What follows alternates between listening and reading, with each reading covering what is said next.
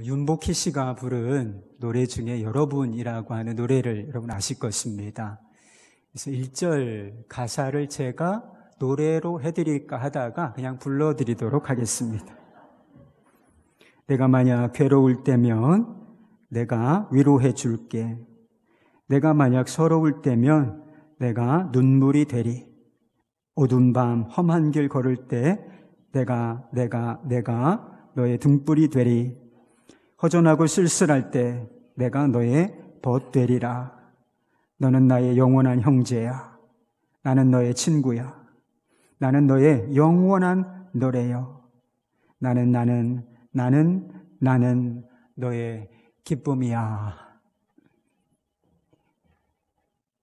여러분에게는 이런 친구가 있습니까? 이런 친구를 둔 사람은 정말 행복한 사람이라고 싶습니다. 나는 너의 영원한 친구이고 나는 너의 영원한 기쁨이다. 내가 등불이 돼줄게. 얼마나 감격적입니까? 이런 친구를 둔 사람은 정말 행복한 사람이죠. 본문 말씀은 지난주에 우리가 살펴보았던 야고보서 3장 말씀과 거의 내용이 유사합니다. 관점이 좀 다르긴 하지만 맥을 같이 하는 말씀이라고 할 수 있습니다. 위로부터 난 지혜를 가진 사람이 있고 땅의 지혜를 가지고 있는 사람이 있습니다. 근데 이 두 종류의 지혜를 가진 사람은 특별히 관계 속에서 다른 열매를 맺게 된다고 말씀을 드렸습니다. 지혜의 온유함을 가진 사람, 하늘로부터 오는 지혜를 가진 사람은 첫째, 성결하고 다음으로 화평한 열매를 맺는다고 했지요. 그러나 땅의 지혜를 가진 사람은 다툼과 분쟁과 혼란이라는 열매를 맺을 뿐이라고 했습니다. 오늘 본문 말씀은 이 두 번째 문제를 조금 더 깊이 들여다보고 다툼과 분열, 공동체 안에서 일어나는 이 문제, 이것을 조금 더 깊이 그 원인까지 들여다보고 해결책을 제시하는 말씀인 것입니다. 스피노자라고 하는 이름을 들어보신 적이 있습니까? 아마 학교 때 철학자의 이름으로 아마 들어보신 적이 있으실 것입니다. 17세기 철학자인데 그가 그때 이런 글을 썼는데 기독교인들이 어떤 모습으로 살고 있는지 이렇게 썼다고 합니다.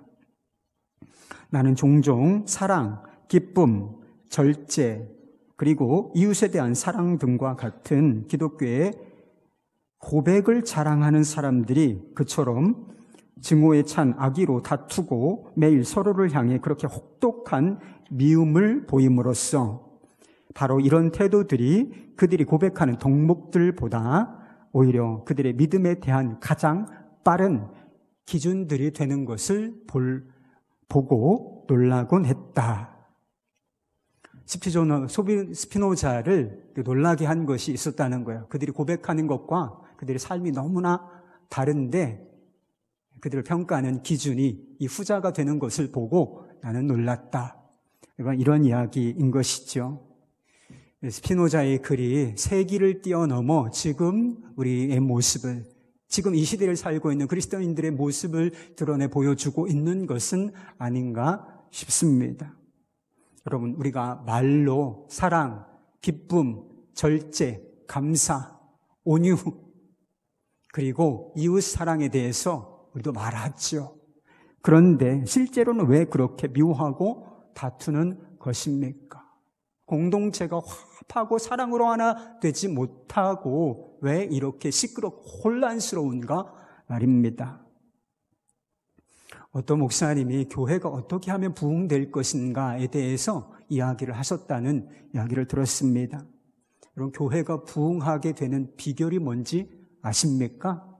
성도들 간에 싸우지 않으면 된다는 것입니다.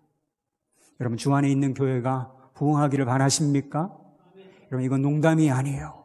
물론 충분 조건은 아니죠. 최소한의 필요 조건인데 여러분, 우리가 서로 싸우지만 않아도 교회 부흥할 수 있습니다. 가정 공동체도 마찬가지예요. 부부가 어떻게 행복해질 수 있죠? 싸우지만 않아도 행복해질 가능성이 대단히 높아지는 거예요. 여러분, 싸우는 행복이 있을 수 있나요? 기쁨이 있을 수 있습니까? 최소한 싸우지만 않아도 우리 싸우지는 맙시다. 우리 부부끼리, 가족끼리 그렇게 합의하고 정말 이것을 잘 지켜낸다면 그것을 발판으로 삼아서 가정 공동체 얼마든지 행복해질 수 있는 것입니다. 싸우면 안 된다 모르는 분 있어요?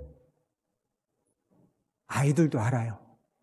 아이들 싸울 때 여러분 뭐라고 하십니까? 싸우자, 싸우지 마, 싸우지 마. 그렇게 얘기하고 가르치기도 하시잖아요. 그런데 싸움이 어디서 나는가? 야고보는 그 원인을 이렇게 이야기해 주고 있습니다. 1절 말씀이에요. 너희 중에 싸움이 어디로부터, 다툼이 어디로부터 나느냐? 너희 지체 중에서 싸우는 정욕으로부터 나는 것이 아니냐? 싸움에 밑뿌리가 있다, 원인이 있다, 이렇게 이야기해 주고 있는데 그게 바로 정욕이라고 하는 것입니다. 여러분, 정욕이라고 하는 것은 단어는 하나지만 이것이 포함하고 있는 의미는 대단히 넓은 것입니다. 그러니까 부정적인 욕망의 어떤 집합체, 이런 것을 정욕이라고 말하는 거예요. 우리는 자랑도 있고 탐욕도 있고 명예욕도 있고 경쟁심도 있으며 악의, 탐식, 음란, 이런 모든 것을 포함하는 것을 정욕이라는 단어에 담아낸 것입니다. 그래서 세번역 성경에는 육신, 그러니까 이전의 본성이 있죠. 이전의 본성, 육신의 욕심이라고 번역을 했습니다. 2절 말씀에 보면 살인하여, 살인하며 라고 하는 단어가 나오는데 예수 믿는 사람들의 이 공동체, 교회 공동체 안에서 정말 사람을 죽이는 이 살인이 일어났다는 뜻인가? 그런 뜻은 아니라고 봐요. 살인적인 분노를 뜻한다라고 해석을 일반적으로 합니다. 그러나 욕심 때문에 다툼이 벌어지고 다툼이 깊어지고 심해지면 여러분, 살인에까지 이르는 것은 여러분 분명한 사실인 것이지요. 그래서 예수님께서 산상수훈의 말씀에서 이 분노를 무엇과 동급으로 취급하셨는가? 여인을 보고 음욕을 품은 자는 이미 간음하였느니라고 말씀하셨던 것과 같이 분노를 품은 자, 그는 이미 살인하였느니라 라고 말씀하시기도 하셨다는 것이지요. 여러분, 사울 왕과 다윗을 아시죠? 사울 왕과 다윗의 관계가 처음부터 나빴던 것은 아니에요. 처음에는 관계가 대단히 좋았습니다. 다윗이 골리앗을 쓰러뜨린 이후에 사울이 아직도 어린 이 소년 다윗을 군대의 장관으로 삼습니다. 그래서 이 다윗이 전쟁터에 나가서 승승장구해요. 블레셋과의 전투에서 막 다 사람들을 쳐 죽이고 승리를 얻습니다. 그런데 다윗이 전쟁에서 승리를 하고 돌아왔을 때 사울 왕이 함께 있는 현장에서 여인들이 노래를 지어서 부르는데 그 가사가 마음에 거슬렸어요. 어떤 노래를 불렀느냐? 사울이 죽인 자는 천천히요, 다윗은 만만이로다. 이런 백성들로부터 존경과 영광을 누가 받아야 합니까? 나지. 왕이 나지. 당연한 것 아니겠습니까? 이렇게 생각했는데 그 영광, 그 존경 누구에게로 지금 돌아가고 있는 것입니까? 이 명예가 누구에게로 돌아가고 있는 것인가요? 다윗에게로. 그러니까 명예심과 그로 인한 시기심, 이것 때문에 다윗을 그토록 죽이려고 쫓아다녔던 것이지요. 결국은 이 육신의 욕망 때문에 나중에는 정신이 이상해집니다. 그리고 다윗을 쫓아다니면서 삶을 다 낭비하고 스스로의 삶을 하나님께 허락하신 왕이 얼마나 대단합니까? 그런데 이 직분도 합당하게 행하지 못하고 스스로 인생을 망쳐버리는 모습을 우리가 이 성경 속에서 발견하게 됩니다. 톨스토이가 쓴 단편소설이 많이 있는데 그 중에 불은 놓아두면 쉽게 끄지 못한다라고 하는 제목을 가진 단편이 있습니다. 한 마을에 이반이라고 하는 이름을 가진 사람과 가브릴로라고 하는 이름을 가진 두 사람이 이웃하여 살고 있었습니다. 그런데 이 두 집안은 아버지 때까지만 해도 형제보다 더 가까운 정도로 이렇게 친밀하게 지내는 그런 이웃 사이였습니다. 그런데 어느 날 이반의 며느리가 키우는 닭이 있었는데 이 닭이 가브릴로의 집에 가서 알을 낳게 됩니다. 그래서 알을 찾아 헤매다가 결국은 일이 이웃 집에 가서 알을 낳았구나라고 하는 사실을 알게 돼요. 그래서 이 며느리가 그 집에 가서 계란을 돌려주십시오라고 정중하게 이야기를 하게 되지만 그 집 할머니가 시침을 뚝 떼고 돌려주지 않습니다. 두 사람은 언짢은 소리를 주고받다가 이내 욕설을 퍼붓게 되고 욕설이 지나치니까 이제 싸움이 몸싸움으로 번지게 되었습니다. 그리고 두 사람 사이의 싸움은 이제 확전이 돼요. 그래서 집안 싸움이 남자들이 나와서 막 서로 이렇게 거들고 싸우는 이런 형국이 되어져 버리고 말았습니다. 이반과 가브릴로는 서로 마을에 재판소가 있는데 재판소에 서로를 고소하기에 이르렀습니다. 이 두 사람의 직업이 농부인데 자신이 농부이다라고 하는 이 사실도 망각한 채 재판에 심혈을 기울이며 에너지를 다 거기다 쏟아버려요. 그리고 긴 시간 재판을 하면서 양쪽 집 가세가 다 기울어버리게 됩니다. 나중에는 가브릴로가 이반의 집에 불을 지르게 되는데 이 집이 연하여 붙어 있었기 때문에 바람이 거꾸로 불어서 불 지른 사람의 집도 홀랑 다 타버리고 마을의 집들 절반이 다 불에 타버리게 되는 일이 일어나게 됩니다. 잿더미로 변했죠.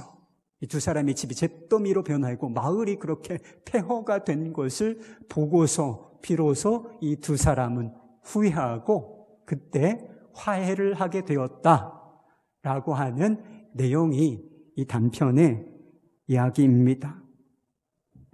여러분, 우리가 다투는 문제를 한번 생각해 보세요. 엄청난 민족 중후의 역사적인 사명을 띠고 싸우는 겁니까? 그렇지가 않아요. 아주 사소한 것처럼 보이는 욕심으로부터 다툼이 시작되는 것입니다. 그런데 그것이 가져오는 결과는 아주 엄청나다는 것입니다. 여러분, 계란 하나가 뭡니까? 계란 하나가 도대체 뭐라고? 그것 때문에 집을 다 태워먹고 인생을 그렇게 싸움으로 낭비하는 것, 이것이 우리 안에 있는 욕심이 하는 일이라는 거예요. 야고보는 욕심이 하는 일이 또 한 가지 있다는 거예요. 아주 중대한 차원을 쓸데없는 것에 낭비하도록 만든다고 하는 것입니다. 2절, 3절 말씀인데요. 너희가 얻지 못함은 구하지 아니하기 때문이요. 구하여도 받지 못함은 정욕으로 쓰려고 잘못 구하기 때문이라. 여러분, 왜 우리가 하나님으로부터 오는 선물, 기도 응답이죠. 왜 이것을 받지 못하는가? 첫 번째는 기도하지 않기 때문이라는 거예요. 여러분, 기도 좀 하십시다. 기도하지 않으면 아무 일도 일어나지 않는다는 것을 꼭 기억하셔야 합니다. 그런데 기도는 해요. 기도를 안 하는 건 아니에요. 기도는 하지만 그럼에도 불구하고 하나님으로부터 오는 좋은 것들을 우리가 받아 누리며 살지 못하는 까닭, 그게 정욕으로 쓰려고 잘못 구하기 때문이라는 것입니다.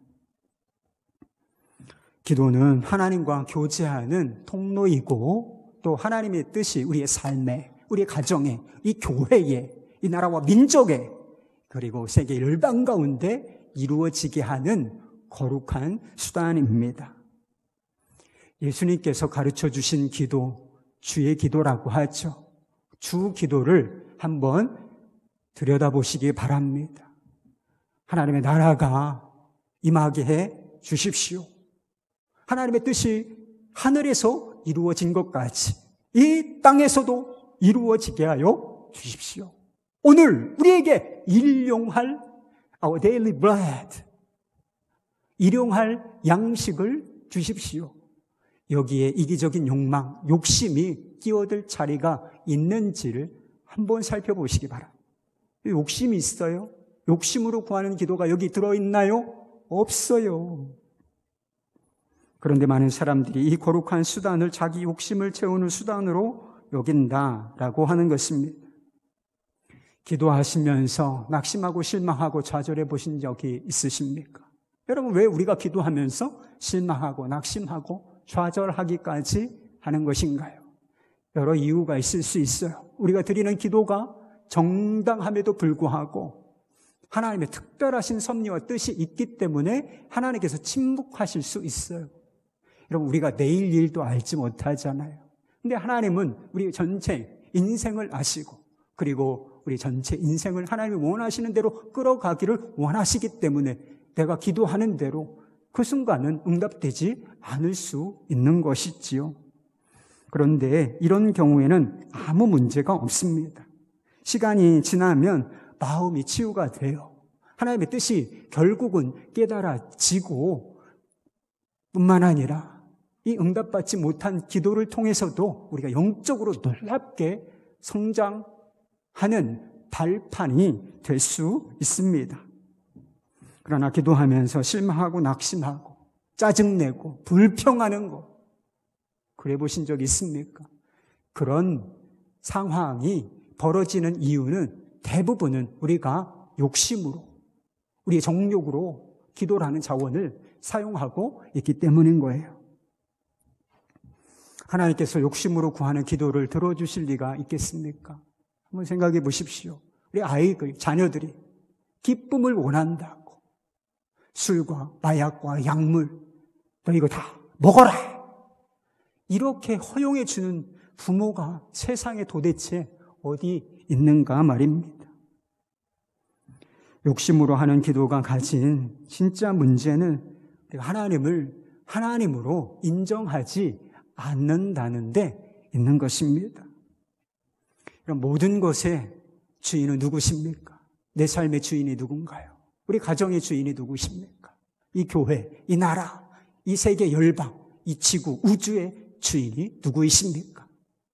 하나님이시죠. 그리고 모든 것은 결국 다 하나님의 뜻대로 결론 지어지고 완성되어질 것입니다. 그런데 욕망은 하나님을 나의 소원을 이루어 주시고 그리고 필요를 채워주시는 분 정도로 만들어 버립니다. 여러분, 하나님은 경배와 신뢰의 대상이에요. 하나님 앞에서 무릎 꿇어야 하는 것입니다. 모든 것이 다 그분 아래 정리되고 무릎 꿇어야 하는 상황인데 하나님을 그렇게 여기는 것이 아니라 요술램프에 진이 자기가 원하는 소원을 빌면 응답해주는, 뭔가 이루어지는 그런 요술램프의 진이 정도로 전락시킨다는 것입니다. 윌버 리스라고 하는 사람이 있는데 그 사람이 이런 글을 썼어요. 3달러어치 하나님이라는 글을 썼는데 제가 읽어드려 보겠습니다. 나는 주님의 작은 일부만을 사고 싶습니다. 내 영혼을 깨뜨리지 않을 정도만, 수면을 방해받지 않을 만큼만, 내 인생이 사로잡히지 않을 만큼만, 따뜻한 우유 한 잔만큼이면 됩니다. 내 죄책감을 조금 누그러뜨릴 만큼이면 나는 3달러어치만 하나님을 사고 싶습니다. 호주머니에 넣을 만큼의 사랑이면 충분합니다.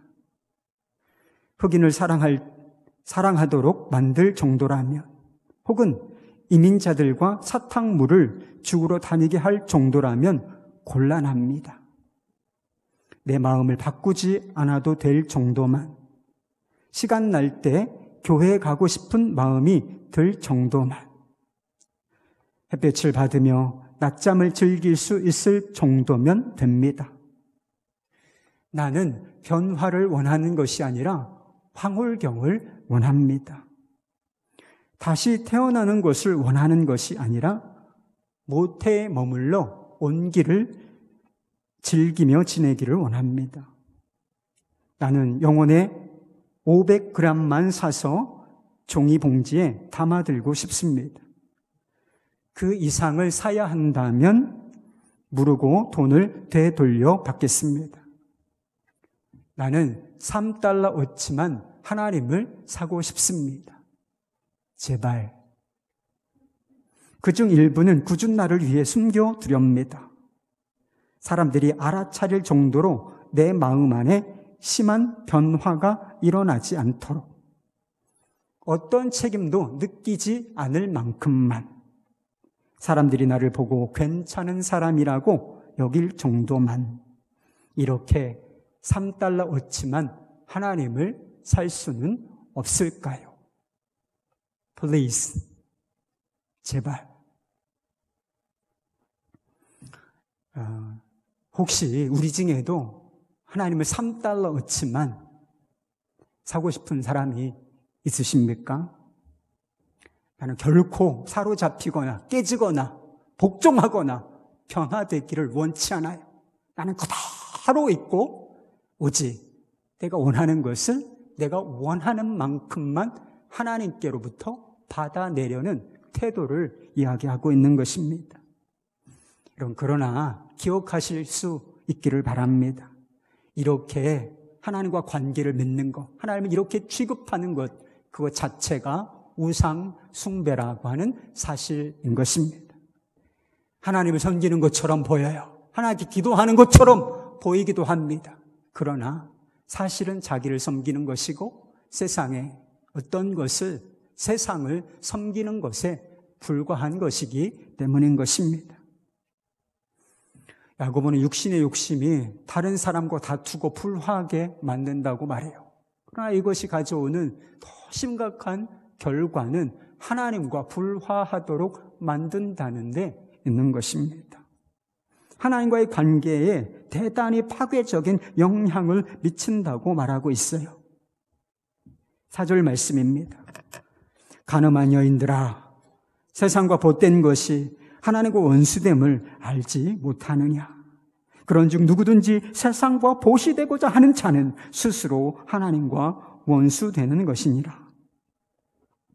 가늠하는 여인들아 고 부르고 있죠. 이것은 남편이 있는 아내가 다른 외간 남자와 그 부정을 저지르는 육체적인 간음을 이야기하는 게 아니에요. 육체적인 부정을 의미하는 것이 아니라 영적인 부정, 간음을 의미하는 것입니다. 그럼 우리가 육신의 욕망을 품고 그리고 육신의 즐거움, 세상의 즐거움을 따라 살다 보면 하나님과 세상, 우리가 어느 쪽에 가까워지게 되겠습니까? 그럼 두말할 것도 없이 세상과 착 하고 붙어버리게 되는 일이 발생하는 것이지요. 그런데 우리가 세상과 짝하고 친구가 되는 순간 영적으로 중립지대는 없어요. 중간지대는 없다는 거예요. 우리가 세상으로 확 기울어버리는 순간 하나님으로부터는 너무나 멀리 떨어진 원수된 관계가 된다.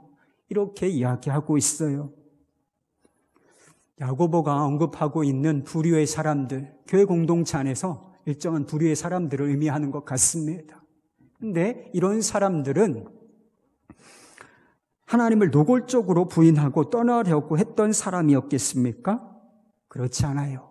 그는 그리스도인이라고 하는 이름을 가진 사람들이었고 여전히 교회 안에서 신앙생활을 하고 있는 사람들이었습니다. 그들은 단지 육신의 욕심을 품고 육신의 만족과 즐거움을 추구했을 뿐입니다. 하나님을 단지 $3ዎ치만 사기를 원했던 사람들이라고 하는 것이죠. 그런데 이 육신의 욕심이 만들어낸 작은 틈, 처음에는 작은 틈이었죠. 그런데 이것이 시간이 지나면서 점점 확대되고 벌어져서 결국은 너무나 멀리 떨어져서 하나님이 너무 멀리 보이는 거예요. 원수된 것과 같은 하나님을 원수로 생각할 정도로 이런 관계가 되어버렸다라고 하는 것입니다. 초기 교회에 어거스틴이라고 하는 유명한 교부가 있습니다. 여러분 들어보셨을 거예요. 성 어거스틴이라고도 부릅니다. 그가 그 시대에 살았던 어떤 청년에 관해서 이런 이야기를 한 적이 있어요. 로마의 원형극장, 원형경기장 아시죠? 검투사들이 나와서 죽을 때까지 싸우는 거예요. 한 사람이 죽어야, 나가야 끝나는, 피 튀기는 동물로도 막 사람 앞에 던지고 이런 끔찍한 일들이 일어났던 현장이 사람들은 그것을 보고 막 박수치고 죽여라 막 이러면서 즐기는 극악한 일들이 일어났었죠.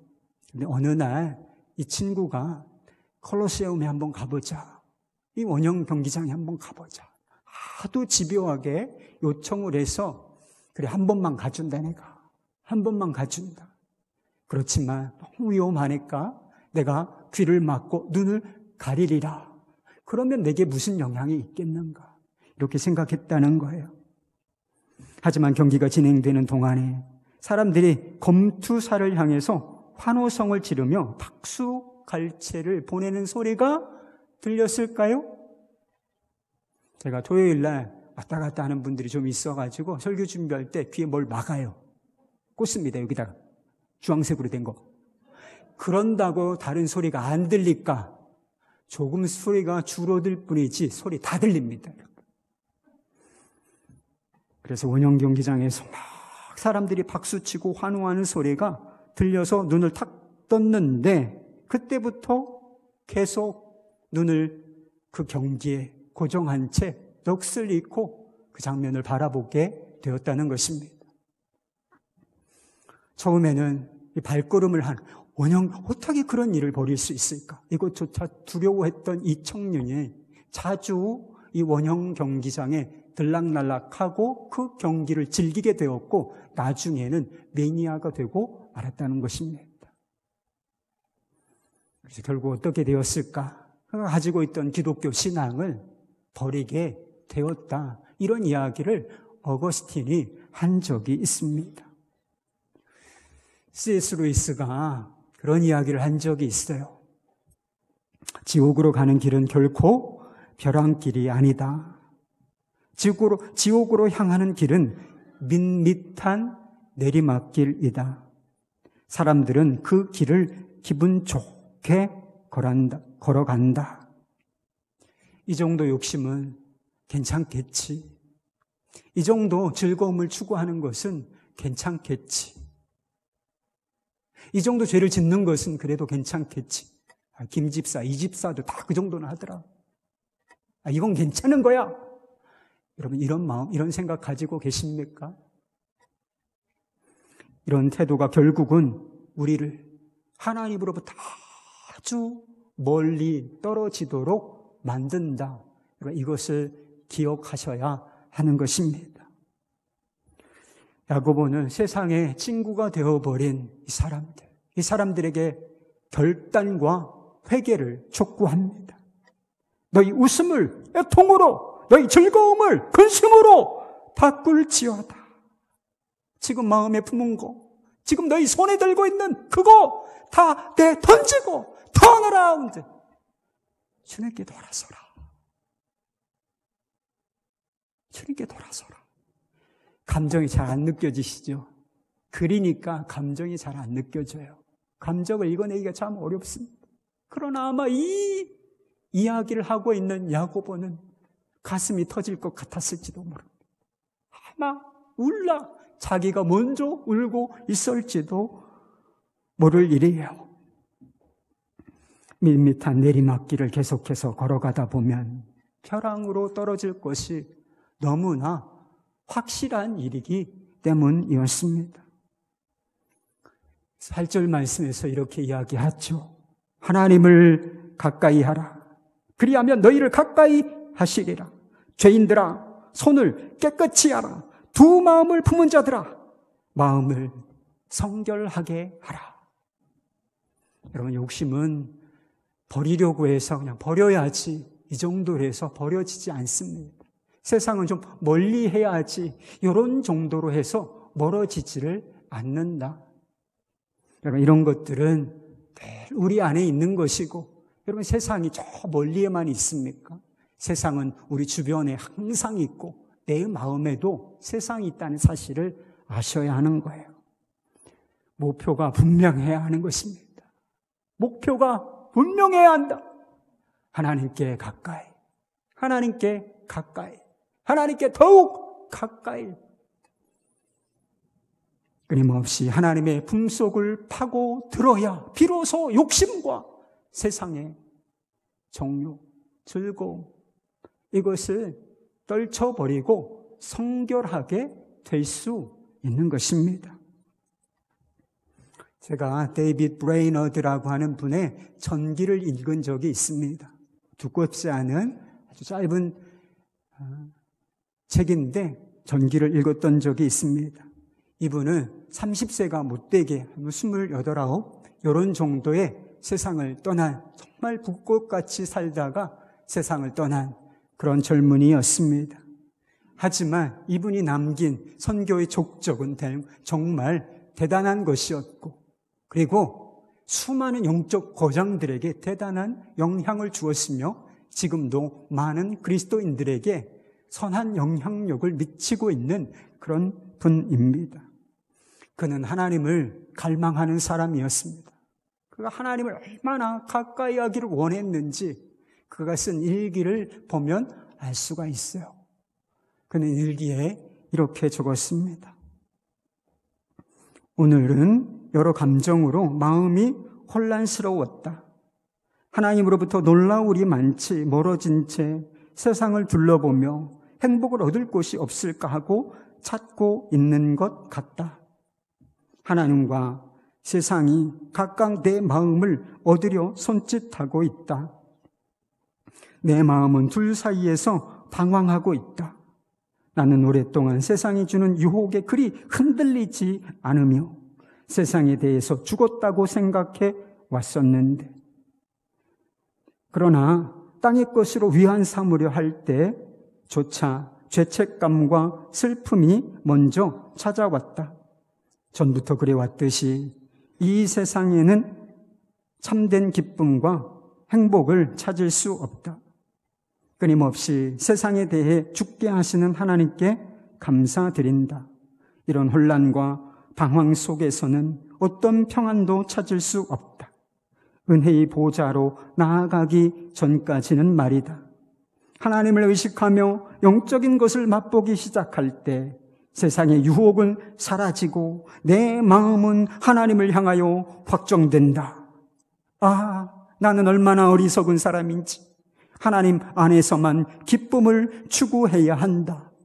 주여, 제 안에 있는 우상을 몰아내시고 절 용서하시옵소서. 이렇게 썼어요. 데이빗 브레이너드 선교사님, 이 사람은 영적으로 아주 예민하고 깨끗한 사람이었어요, 사실. 그러나 그에게도 두 마음이 있었다는 것입니다. 세상과 하나님 둘 사이에 갈등이 있었다는 것이죠.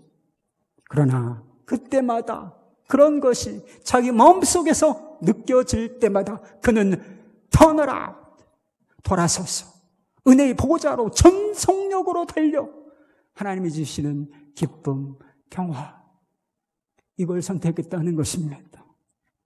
두 개로 갈라진 마음, 두 개로 마음이 갈라질 때마다 이것을 온전히 하나로 모아 하나님께 드렸다는 거예요. 그래서 그가 성결한 마음의 상태를 유지하며 살 수 있었다는 것이지요. 여러분도 육신의 욕심과 세상의 기쁨을 따라 살아오셨습니까? 우리가 도대체 그런 것들을 따라 살아오면서 무엇을 얻었습니까? 다른 사람들과 다투고 불화하며 손에 쥔 것이라고 허접하고 냄새나는 열매들 뿐 아니었겠습니까? 이런 것들을 추구하고 또 추구하고 욕심을 내면서도 여러분, 우리가 마음속에서 진정한 기쁨, 만족, 평화 이런 거 한번 제대로 누려본 적 있어요? 누가복음 15장에 나오는 탕자 이야기가 나오죠. 그가 아버지의 집을 떠나서 자기의 육신의 욕심대로 즐기며 살았습니다. 재산을 다 탕진한 그가 돼지를 치면서 그의 손에 쥐게 된 것이 있었는데 그게 바로 돼지가 먹는 쥐염 열매였습니다. 굶주린 배를 움켜잡고서 그가 고통 가운데 자신의 삶을 돌아볼 때 생각나는 게 하나 있었어요. 아버지였습니다. 아버지 집의 풍족함이었습니다. 이제 아버지 집으로 돌아갔으면 좋겠다 라고 하는 마음이 들었지만 걸리는 것이 하나 있었다. 아버지가 나같이 배은망덕할 나 같은 자식도 받아주실까? 나 같은 자식도 그대로 용납해 주시고 받아주실까? 이 생각이 들었던 것입니다. 여러분은 생각은 어떠십니까? 세상의 것에 취해 믿음을 다 탕진해버린 우리를 하나님이 그래도 받아주시겠습니까? 하나님을 멀리하고 세상과 짝하여 못된 우리를 하나님이 그래도 받아주시겠습니까? 5절 말씀이지요. 너희는 너희 하나님이 우리 속에 거하게 하신 성령이 시기하기까지 사모한다 하신 말씀을 헛된 줄로 생각하느냐. 잘 보세요. 무슨 말씀입니까? 가늠한 여인처럼 세상과 짝하여 살고 있는 그럼에도 불구하고 그런 자들을 하나님께서 시기하시기까지 질투하시기까지 사랑하신다는 것입니다. 우리 주 예수 그리스도 그분의 십자가를 바라보실 수 있기를 바랍니다. 십자가는 가늠한 자들을 향한 하나님 아버지의 질투입니다. 나는 너를 세상에 빼앗길 수 없다. 나는 너를 마귀의 손에 내어줄 수가 없다. 십자가는 이 탕자를 맞으러 달려 나오시는 하나님 아버지의 뜨거운 발걸음입니다. 나는 아직도 너를 사랑한다. 돌아서라. 돌아서라. 그래, 돌아오기만 해라. 달려나와서 냄새나는 아들을 그대로 끌어안아 주시는 하나님 아버지의 사랑. 이것이 십자가인 줄 믿으시기를 바랍니다. 시작할 때 여러분이라고 하는 노래를 소개해드렸습니다. 대중가요로 알려져 있지만 이것을 작사한 분은 예수님을 생각하고 예수님의 사랑을 노래한 것이라고 말했습니다. 2절 가사가 이렇습니다. 예수님이 하시는 것이다 라고 생각하고 들어보십시오. 내가 만약 외로울 때면 내가 친구가 될게. 내가 만약 기쁠 때면 내가 웃음이 되리. 어두운 밤 험한 길 걸을 때 내가 너의 등불이 되리. 허전하고 쓸쓸할 때 내가 너의 벗 되리라. 나는 너의 영원한 형제야. 나는 너의 친구야. 나는 너의 영원한 노래요. 나는 너의 기쁨이야. 사랑하는 여러분, 우리를 질투하시기까지 사랑하시는 그 주님께 돌아가십시오. 주님 품으로 전성력으로 달려가서 주님께서 주시는 기쁨을 누리십시다.